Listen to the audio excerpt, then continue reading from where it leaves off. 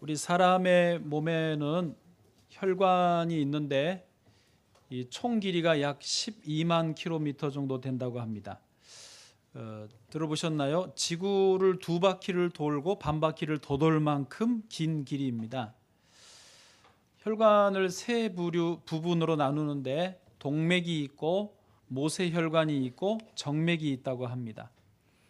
동맥은 우리 심장에서 이제 피가 산소와 영양소를 머금고 각 기관으로 각 구석구석으로 가는 그게 동맥이고, 모세혈관은 이제 아주 작은 핏줄, 작은 실핏줄 같은 구석구석으로 연결시켜주는 부분이고요.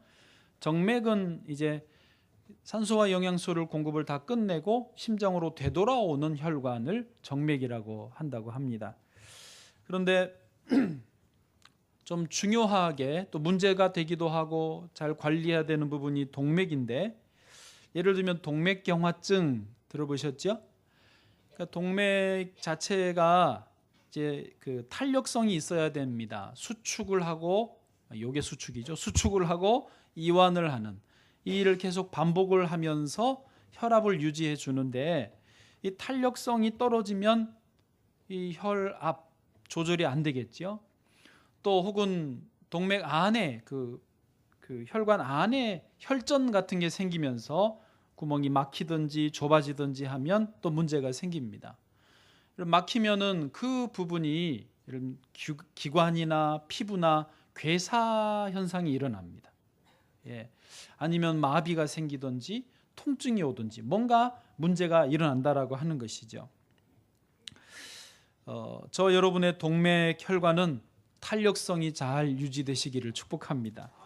내부도 깨끗하시고 모세혈관까지 심장에서 나가는 피가 쭉쭉 뻗어나가서 12만 킬로 순환이 잘 되시기를 주의 이름으로 축복합니다.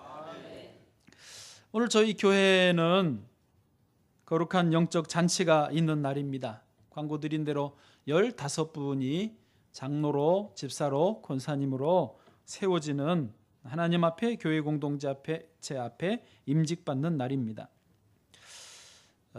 여러분, 성경을 보시고 또 우리가 주변을 돌아보시면 하나님께서 일하시는 방식, 영적인 원리는 사람을 세움으로 일하신다라고 하는 것입니다.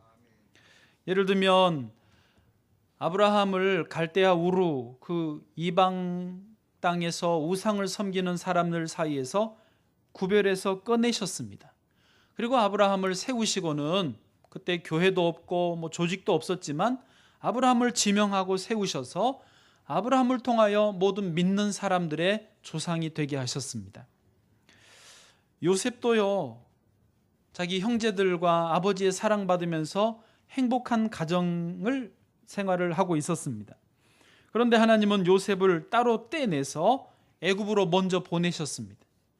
그리고 후에 이스라엘 민족 전체를 구원하게 하신 것입니다. 또요, 하나님은 모세를 세워서 출애굽을 시키셨고, 모세를 돕는 아론과 훌을 세우셨고요, 또 천부장, 백부장, 50부장, 10부장을 세우셨어요. 그러면서 하나님의 일이 아름답게 이루어져 가게 하셨다라고 하는 것입니다. 모세가 죽으니까 여호수아를 세우시고, 여호수아 후에는 사사들을 세우시고, 또 맨 마지막 사무엘 선지자를 세우시고, 그 후에는 사울 왕, 다윗 왕, 솔로몬 왕, 또 선지자들도 에레미야, 이사야, 에스겔, 다니엘, 요나, 하박국, 수많은 하나님의 사람들을 세우신 것입니다. 예수님도요, 이 땅에 오셔서 3년이라고 하는 공생의 중요한 시간들을 지내시면서 핵심적인 사역의 하나가 12명의 제자들을 구별해 세우시는 거였습니다. 그들을 훈련하시고 또 가르치시면서 사도, 보냄을 받은 자라는 이 사도들을 세우신 것이 예수님이 하신 중요한 일이었습니다. 오늘 본문 읽으신 대로 초대 교회도 역시 사도들 외에 돕는 사람을 세우는 일이 이루어지는 것입니다. 이렇게 보면 사람을 세우는 것, 훈련하시고 세워놓으시는 이 과정 자체가 하나님이 일하시는 방법이라는 것입니다. 하나님은 사람을 세우는 과정과 절차와 결과를 통해서 결국 하나님의 뜻이 하늘에서와 같이 땅에서도 이루어지게 하시는 줄로 믿습니다. 하나님이 이렇게 사람을 세우시면서 그 사람들에게 기대하시는 바가 또 있습니다. 그게 뭐냐면요, 오늘 말씀 제목처럼 축복의 통로가 되기를 원하시는 것입니다.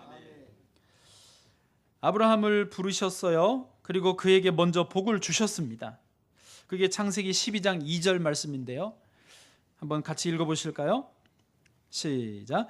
내가 너로 큰 민족을 이루고 내게 복을 주어 내 이름을 창대하게 하리니 너는 복이 될지라. 아멘. 많은 분들이 아브라함을 생각하면서 자신에게 대입하시고 여기까지를 기억하고 마음판에 새깁니다. 너로 큰 민족을 이루고 내가 너를 내게 복을 주어 내 이름을 창대하게 하리니 너는 복이 될지라. 아멘, 나는 복이 될 거야. 그럼 아멘, 아멘, 할렐루야, 믿습니다. 여기까지만 새기시고 3절을 안 봐요.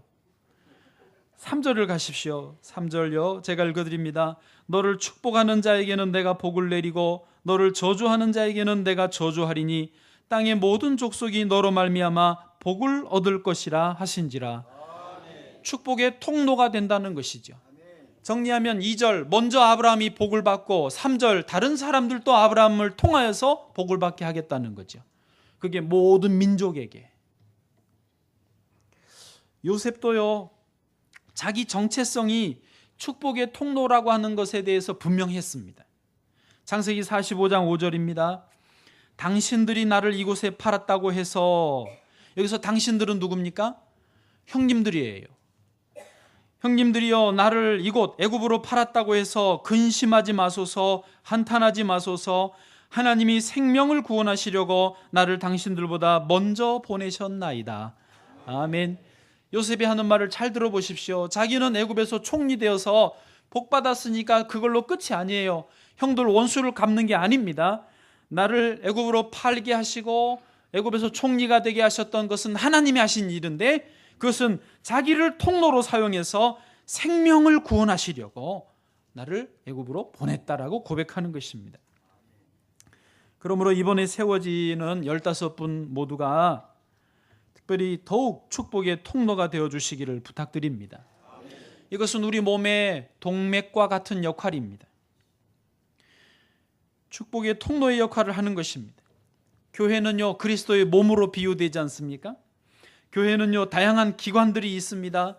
다양한 사역들이 있습니다. 다양한 필요들이 있습니다. 이 다양한 기관과 사역과 필요들이 모여지면서 어우러지면서 건강한 몸, 그리스도의 몸, 아름다운 교회를 이루는 것입니다. 저희 교회도 이제 몇 년 동안 계속해서 부흥하고 성장을 해오다 보니까 점점 더 많은 분들이 모이게 되었습니다. 근데 여러분도 아시다시피 제가 해보니까 이게 단순히 사람 숫자가 늘어난 게 아니에요. 다양한 사람들, 더 정말 다른 분들이 모여지는 거예요. 그 말은 다양한 필요가 생겨났다라는 거고요. 다양한 사역을 해야 된다라는 말이고요. 다양한 모임과 기관들이 있어져야 된다는 것을 의미하더라고요. 그냥 숫자만이 문제가 아니더라고요. 때문에 이런 다양한 필요와 모임과 사역을 감당하기 위해서 우리는 오늘처럼 사람을 세우는 것입니다. 그래서 이분들이 해야 될 중요한 역할이 뭐라고요? 축복의 통로, 동맥의 역할을 해주셔야 되는 것입니다. 서울여대 장경철 교수님이라는 분이 있습니다. 이분 책도 참 베스트셀러로 잘 쓰시고 강의도 재미있게 잘하는 분인데, 자기를 스스로 정체성을 뭐라고 말하느냐, 자기 이 별명을 나는 지식을 전달하는 지식 유통업자라고 합니다. 교수님이니까 어울리지요? 자기는 지식을 그냥 전달해 주는 사람이에요. 유통업자라는 거예요. 그러면서 책을 하나 썼는데 모든 그리스도인들도 이래야 된다 하면서 축복을 유통하는 삶이라는 책을 썼습니다. 그러니까 정리하면 하나님이 공급업자시고 우리 그리스도인들은 뭐다? 유통업자라는 거예요. 우리가 공급업자 아니라는 거예요. 우리가 복을 만들 수도 없고 물질을 만들 수도 없고 우리는 그저 하나님이 공급해 주시는 복을 유통해 주는 유통업자라는 거죠. 그러면서 하나님은 사람들을 세워서 쓰시는데 하나님이 뭐 일손이 부족하셔서 사람을 세우시는 게 아닙니다. 하나님이 능력이 부족하셔서 물질이 없으셔서 우리를 사용하시는 게 아니라는 것입니다. 하나님은 오히려 모든 면에서 풍족하십니다. 충만하십니다. 능력이 무한하십니다. 그런데도 왜 사람을 세우시고 유통업자로 만드시느냐? 우리로 하여금 먼저 아브라함처럼 복을 받게 하시고 우리가 복을 나눌 때에 그 복이 이 땅에서 더 풍성해지기 때문에 우리에게도 풍성해지고 이웃과 지역 민족에도 풍성해지기 때문에 우리를 유통업자로 부르셨다라고 하는 것입니다. 할렐루야. 저와 여러분이 모두 이 축복의 통로 유통업자 되시기를 바랍니다. 자, 그러면요, 어떻게 해야 축복의 통로 역할을 잘 감당할 수 있을까? 늘 하던 대로 짧게 세 가지를 말씀을 드리겠습니다. 세 가지가 나와야 끝나는 거 아시죠? 첫 번째입니다. 축복의 통로가 되기 위해서는 먼저 자기 자신이 충만해져야 합니다. 오늘 본문의 3절을 좀 같이 읽어보시죠. 3절입니다. 시작. 형제들아 너희 가운데서 성령과 지혜가 충만하여 칭찬받는 사람 7을 택하라. 우리가 이 일을 그들에게 맡기고. 아멘. 예, 그거 기억하시고요. 5절의 상반절만 보면 온 무리가 이 말을 기뻐하여 믿음과 성령이 충만한 사람 스데반과 또 빌립과 브로고로와 나가라라 이렇게 사람들을 택했습니다. 이 3절과 5절에 공통되는 용어가 표현이 나오는데 충만이라는 단어입니다. 다시 정리합니다. 다른 사람을 돕는 축복의 통로가 되시려면 먼저 내 자신이 어쨌든 충만해져야 되는 것입니다. 당시에요, 예루살렘 교회도 2, 3년 만에 교회가 급성장을 했습니다. 약 2만 명이 모였다라는 학자들의 말이 있습니다.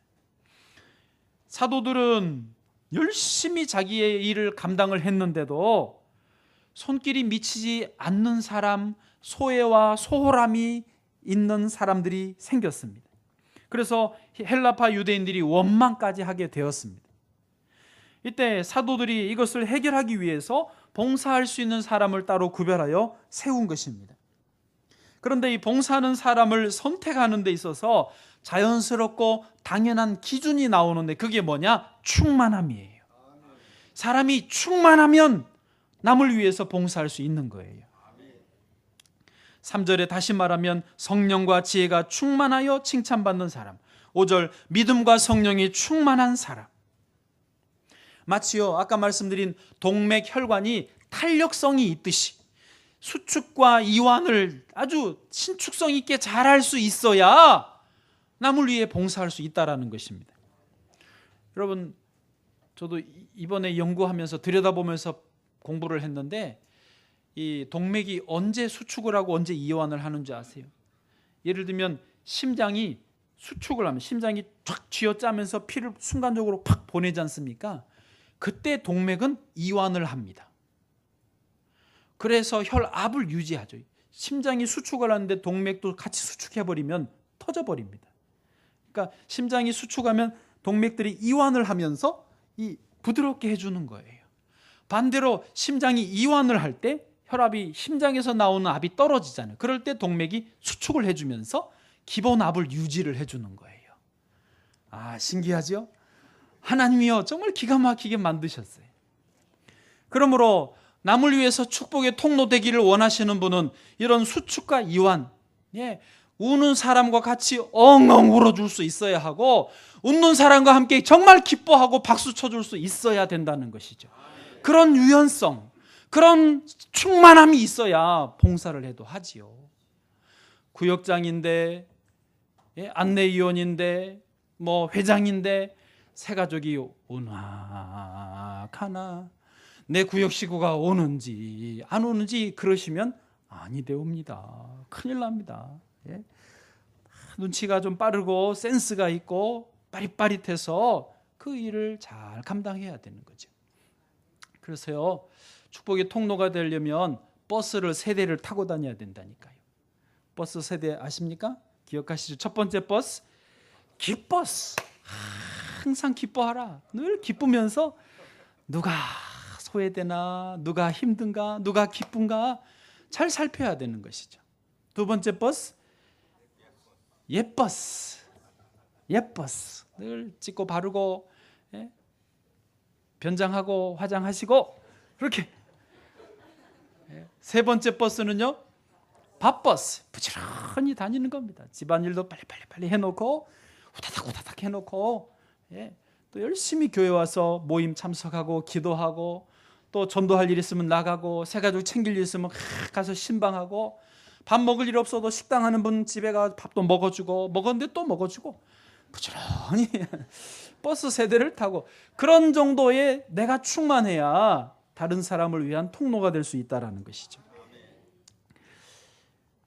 하나님의 아들이신 예수님은요, 이 땅에 우리 모두를 위한 축복의 통로가 되어주기 위해 내려오셨습니다.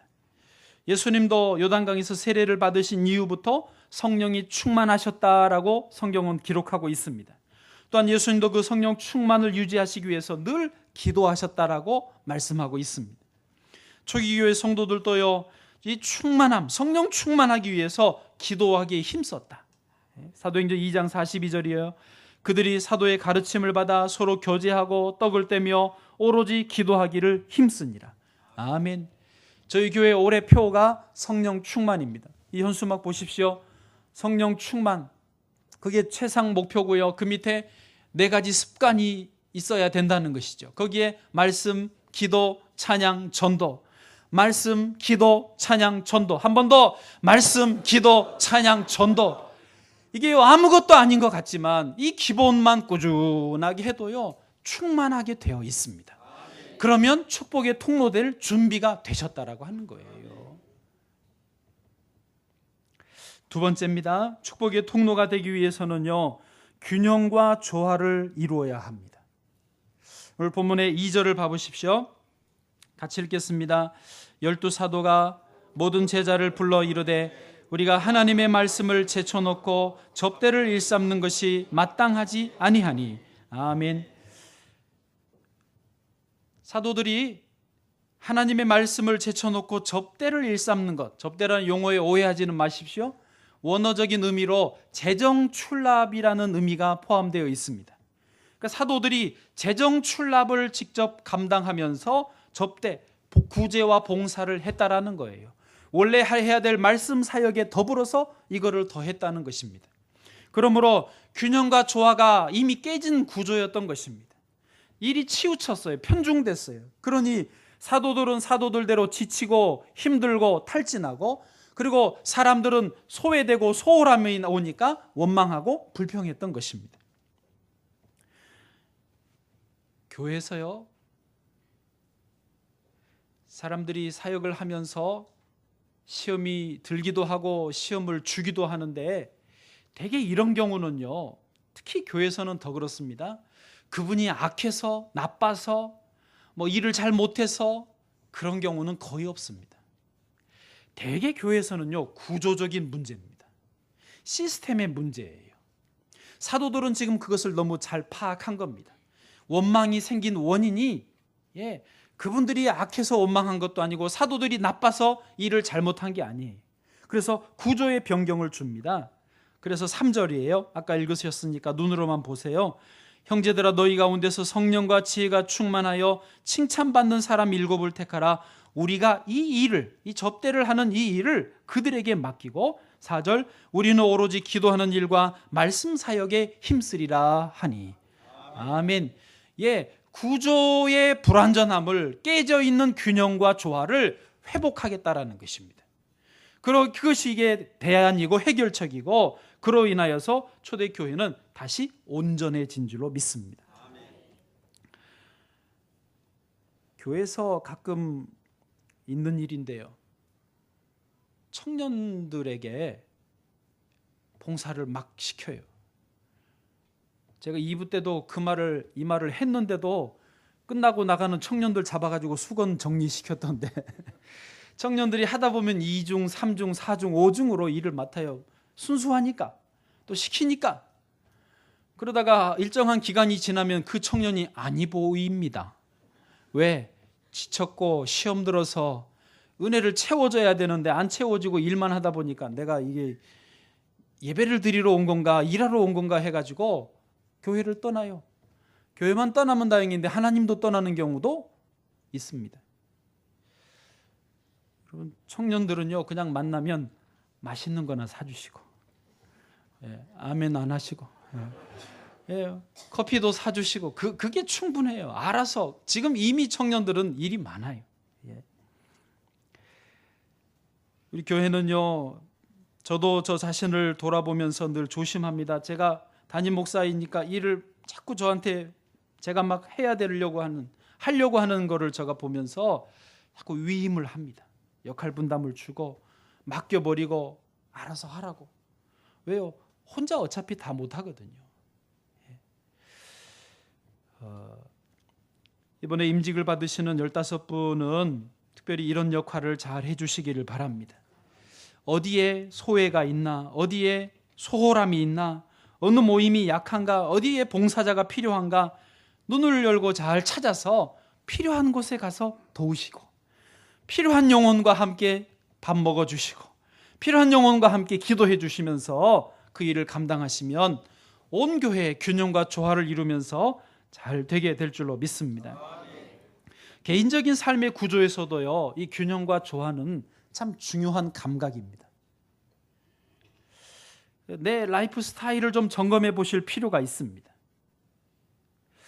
음식을 제 시간에 잘 먹는지, 적당한 양을 먹는지, 골고루 먹는지, 운동은 하는지, 휴식도, 수면 시간도 자는 시간과 일어난 시간이 괜찮은 건지, 내가 경건의 시간, 주님과 함께 만나는 시간을 잘 가지고 있는지, 또 사람들과도 적당히 만나야 되거든요. 너무 사람과만 부대껴도 문제지만 또 너무 안 만나도 문제입니다. 독서는 하는지, 신문은 좀 보는지, 신문이 아니면 이런 그 스마트폰으로라도 세상 돌아가는 뉴스는 좀 대충 살피는지, 이런 전체적으로 좀 균형과 조화를 잡을 필요가 있습니다. 한두 가지가 빠지면요, 처음엔 몰라요. 그러나 시간이 지나면서 누적되면 어느 순간에 이게 터져버려요. 제가 잘 아는 목사님이 새로 목회지에 부임해서 열심히 목회를 했습니다. 설교 준비도 얼마나 열심히 하고요, 새벽 설교 준비도 대충 안 하고 하여튼 원고를 꼼꼼하게 써서 새벽 설교를 했습니다. 기도도 많이 했습니다. 그런데 1년이 채 못 가서 무기력증에 빠졌습니다. 지쳐가지고 우울증까지 왔습니다. 병원에 갔더니 원인이 안 나와요. 나중에 기도원도 갔다가 병원 또 갔다가 나중에 나왔는데 비타민 D가 결핍됐대요. 왜 결핍됐냐? 자기 집도 반지하, 목양실도 햇볕이 안 들어오는 곳에 있어가지고 하루 24시간 햇볕을 못 봤대요. 그게 몇 개월을 지속되니까 자기도 모르게 비타민 D는 결핍됐고 우울증, 무기력증이 찾아왔다는 거예요. 이제 원인을 찾았으니까 이제는요, 맨날 놀러 다녀. 설교 준비 대충 하고 맨날 다녀요. 그래도 건강한 거예요. 이제 저한테도 전화 온다니까요. 밥 먹자고. 시간이 안 맞아서 못 먹었지. 여러분, 자기는 모르는 거예요. 우리 삶에서 문제가 발생하는 이유, 열심히 하는데도 잘 안 풀리는 이유가요, 그래요. 능력이 부족해서라기보다는 뭔가 균형과 조화가 안 맞아서 생기는 거예요. 능력이요, 비슷합니다. 저희 집 아이들이요, 고등학교 2명이거든요. 큰애 둘째가, 막내는 중학생인데 얘는 아무 생각 없고, 고등학생 둘이가 하는 말이 그겁니다. 얘들이 보니까 학교에서 전교 1등, 문과 1등, 이과 1등, 뭐 무슨 과목 수학 1등, 과학 1등 하는 애들 보면 다 그 머리는 차이가 없대요. 특별히 애들이 머리가 아주 좋아서 공부를 잘한다, 아니더래요. 그런 줄 알았는데 아니더라는 거예요. 그럼 뭐냐? 걔들은 공부를 집중해서 잘할 수 있는 이 어떤 학생의 신분에 맞는 균형과 조화가 이루어져 있다라는 거예요. 열심히 하는데도 잘 안 되는 얘들은 공부를 열심히 안 하든지, 한다고 하는데 안 하든지, 아니면 자기는 모르는 뭔가 잘못된 습관이 있는 거예요. 균형이 안 맞는 일을, 취침 시간이 너무 늦다든지, 음식을 너무 과하게 먹는다든지, 자기 그 게임에 빠져서 자꾸 거기에 마음이 쏠린다든지, 그런 게 있으니까 안 된다라는 거예요. 저희 봉사센터가 MOU 맺은 선한목자 복지재단의 이사장님이 윤선주 목사님이란 분입니다. 지난 주간에 저희 교회 이쪽으로 오셨어요. 송파구에 있는 분인데, 이분은 시각장애인을 돕는 이 봉사센터인데 시각장애인만을 위한 큰 건물, 빌딩을 가지시고 있어요. 그리고 직원도 수십 명이고 많은 시각장애인과 일반인들을 그 송파구에서 돕고 있습니다. 또 수익 사업도 할 수 있는 그런 구조까지 갖추어서 아주 이 복지 쪽에는 성공적이더라고요. 아주 잘하셨어요. 나이도 저보다 약간 젊으신데도 아주 이 복지 사업을 잘하고 계시더라고요. 이제 이쪽에 오셔서 저희 이 복지 봉사센터와 저희들이 하려고 하는 사역을 자문 컨설팅을 좀 해주셨는데, 제가 이분의 말 중에서 아주 격려가 되는 한마디가 있었습니다. 그것은 뭐냐면, 이 복지에서 성공할 수 있는 방식은 투명하고 공정하게, 그리고 규칙을 만들면 그 규정대로 차근차근 해 나가면 된다라는 말이에요. 여러분, 이게 여러분 이해 잘 안 되실런지 또 별말이 아닌 것 같은데 생각될런지 모르는데요, 저는 그 말이 와서 팍 박혔어요. 저도 복지에 대해서 문외한이고 이제 시작이지만은, 그래서 어떻게 해야 되나, 이게 될까, 그런 두려움과 의문들이 있었는데, 저도 목회를 해본 바로는 깨달은 게 그거거든요. 뭐든지 정상적으로 균형과 조화를 유지하면서 그대로만 가기만 하면요, 기본은 할 수 있어요. 아멘을 안 하시네. 한 걸음 더 나가봐요. 제가 스스로 생각할 때, 내가 사업을 해도 잘했을 것 같다. 아멘을 안 하시네. 2부만 열심히 하시던데. 아니, 제가 무슨 대박을 내겠다 그런 말이 아니고, 기본, 무슨 아이템이 있는 것도 아닙니다. 그러나 성실하게 신용을 지키면서 열심히 기본적으로 내 할 일을 정상적으로 하면, 이 균형과 조화를 잘 이루면서 감당하면요, 할 수 있겠더라고요. 감사합니다. 여러분, 식당을요, 밥 먹으러 가시면, 식당을 출입해 보는 분들은 알지만 사실 식당 여기 가나 저기 가나 사실 다 그 맛이 그 맛이에요. 무슨 큰 대단히 맛있어서 가는 게 아니에요. 진짜 비싼 돈을 주면 그런 데는 좀 차이가 있을지 모르지만, 저희 수준에서 이렇게 먹을 때는 이 집이나 저 집이나 그냥 늘 고민이에요. 여기를 갈까 저기를 갈까, 그게 고민이죠. 어떤 집은요, 메뉴판에 메뉴는 다양한데 맛은 다 똑같아. 그분이 만들어내니까 그게 그거죠. 메뉴만 다를 뿐이에요. 그런데 어디를 가고 어디는 안 가느냐, 이게 중요하지 않습니까? 여러분, 사실요, 그냥 편안하게 어떤 거슬림 없이 부담 없이 그냥 밥 한 끼 편안하게 먹을 수 있으면 거기 가요. 근데 조금 싼데도 오히려 간데 왠지 뭔가 불편해, 뭔가가 균형과 조화가 깨져 있는 데 있습니다. 그러면요, 두 번 다 가고 싶지 않아요. 맛이 없어서라기보다, 맛이 없으면 당연히 안 가지만 뭔가 다른, 테이블이 더럽다든지, 역하는 냄새, 식당에 가끔 그런 냄새 나거든요. 환기 안 되면 식당 주인은 모르거든요. 냄새가 난다든지, 내가 먼저 왔는데 다른 사람 먼저 줬다든지, 정말 별거 아닌데 균형과 조화가 깨져 있면요, 거기를 안 가는 거예요. 이 말을 뒤집으면요, 우리의 삶이 그렇다는 거예요. 사업도 그렇고요, 공부도 그렇고요, 목회도 그렇고요, 다 마찬가지예요. 기본적으로 균형과 조화, 이 감각을 기본적으로 잘 유지만 해도요, 기본은 되고요, 조금 열심히 하면 플러스 알파가 된다라는 것입니다.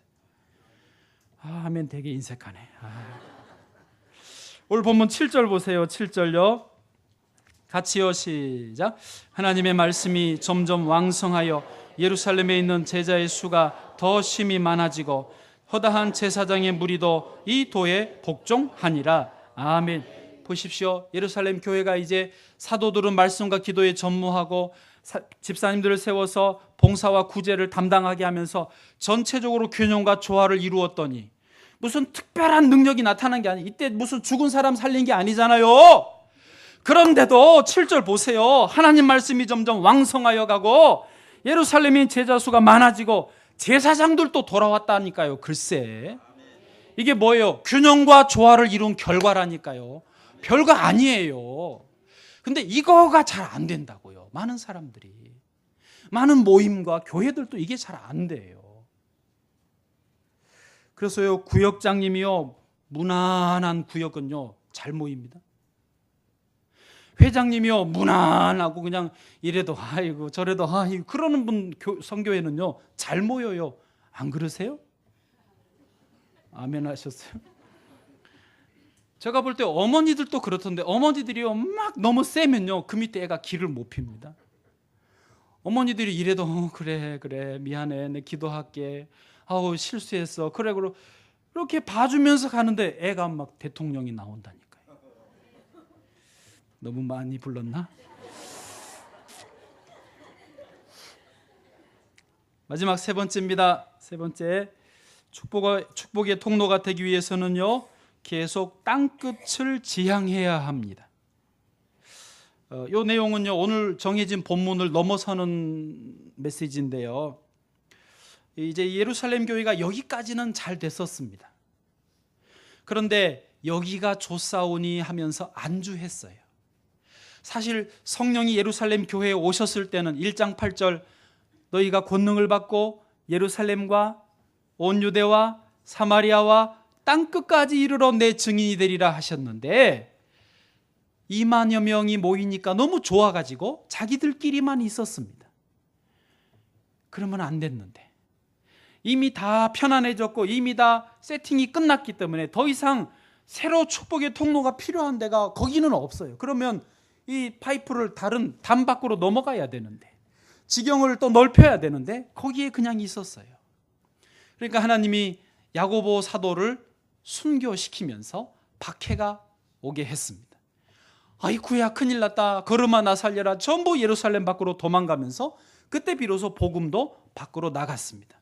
온 유대로 퍼지고 사마리아로 가고 땅끝까지 갔던 것입니다. 그러므로 우리가 축복의 통로로 계속해서 쓰임받기를 원한다면 우리의 관심과 시각을 계속 땅끝을 지향해야 합니다. 우리 모세 혈관이 몸 끝에 땅끝까지 가도록 구조로 만들어 있으신 것처럼 우리도 성령과 함께 땅끝을 지향해야 된다는 것이죠. 그것을 잘했던 교회가 안디옥 교회였습니다. 세계 제2대 두 번째 교회였는데 13장, 사도행전 13장 2절 3절입니다. 같이요, 시작. 주를 섬겨 금식할 때에 성령이 이르시되 내가 불러 시키는 일을 위하여 바나바와 사울을 따로 세우라 하시니 3절 이에 금식하며 기도하고 두 사람에게 안수하여 보내니라. 아멘. 예, 안디옥 교회는 이것을 했어요. 자기들도 너무 좋았어요. 바나바와 바울이 와서 너무 이 신앙 제도를 잘해주니까 좋았지만은 금식하고 기도하고 성령의 음성을 듣는데 그 바나바와 바울을 파송을 하라는 거예요. 그래서 순종했습니다. 그 덕택에 복음이 지금 우리들에게까지 온 줄로 믿습니다. 우리는 계속해서 성령의 음성을 들어야 합니다. 하나님이 뜻하시는 곳이 어디인지 계속 살펴야 된다는 것입니다. 이번에 조선업계가 난리가 났습니다. 이미 거제에서만 15,000명이 직업을 잃었다 그러고 또 3만 명이 실직 위기에 있어서 무슨 정부의 도움을 요청하는 청원서를 냈다는 뉴스가 어제 나왔습니다. 그런데 이렇게 며칠 전에 신문에 보니까 예를 들면 현대상선을 감사하는 감사법인이 있답니다. 회계법인. 이름을 밝힐 수는 없지만은 3일 회계법인이라고. 이거 방송 나가는데 3월 10날, 올해 3월 10날 이 법인이 금융감독원에 제출한 감사보고서의 결론이 뭐냐? 기업으로 존속할 수 있다였습니다. 그런데 3월 18일 날 현대상선이 무너졌습니다.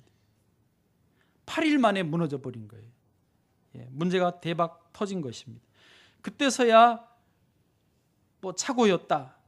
또 신용평가사들도 그전까지는 B-를 줬는데 원리금 지급 확실성 부족 정도였는데 이 3월 18일 직후부터 갑자기 D등급으로 채무 불이행으로 떨어뜨린 것입니다.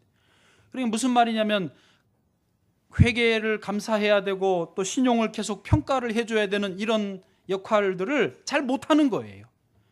그러니까 개미 투자자들은 매도 의견을 안 내니까 그냥 갖고 있어도 되는 줄 알고 유지하다가 손해만 보고 또 기업은 기업대로 어려워지고 노동자들은 직업을 잃게 되는 것입니다.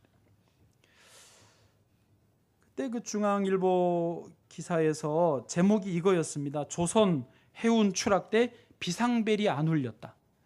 그러니까 벨이 울려줄 사람이 있고 울려야 되는데 울려주지도 않았고 듣지도 못했고. 반대로 말하면요, 사실 조선업이 안 되는 경우는 지금 우리나라만이 아니라 벌써 여러 해 전에 이미 유럽에서 경험했던 일들입니다. 그러므로 타산지석을 삼고 미리미리 준비했으면 얼마든지 대비가 가능한 그런 문제였다는 것이죠. 모든 일에는요, 적절한 타이밍이 있습니다. 또 그 일을 하면 그 다음 단계가 또 항상 있습니다. 하나님은요, 예루살렘에서 끝나지 않고 온 유대로 또 사마리아로 또 그 다음 땅끝까지를 하나님의 일을 하기를 원하시는 것입니다. 저희 우리 교회 유아유치부 전도사님이었던 조승현 전사님이 3년을 전도사를 유치부를 했어요. 잘했어요. 너무 잘했어요. 그래서 많이 부응했습니다. 그런데 이제 3년을 했으니까 중등부로 옮겨주려고 다 말을 내부적으로 했는데 새로 오실 유치부 전사님이 안 구해지는 거예요. 온다 하고 했는데 면접을 해보면 몸값이 금값이야. 유치부 전사님 구하기가 하늘의 별 따기더라고요. 품귀 현상이 일어났어요. 전도사가 금값이면 어떡하란 말이에요. 그래서 이 뭔가 잘못됐다고 오시지 말라 그러고 기다리는데 안 와요. 그랬더니 조승현 전사님이 그러는 거예요. 목사님, 정말 어렵게 말을 꺼내기를 정 사람이 없으면 제가 다시 유치부 해도 괜찮습니다. 근데 얼굴 표정 보니까 그 진심은 아니에요. 자기는 중등부 하고 싶은 거예요.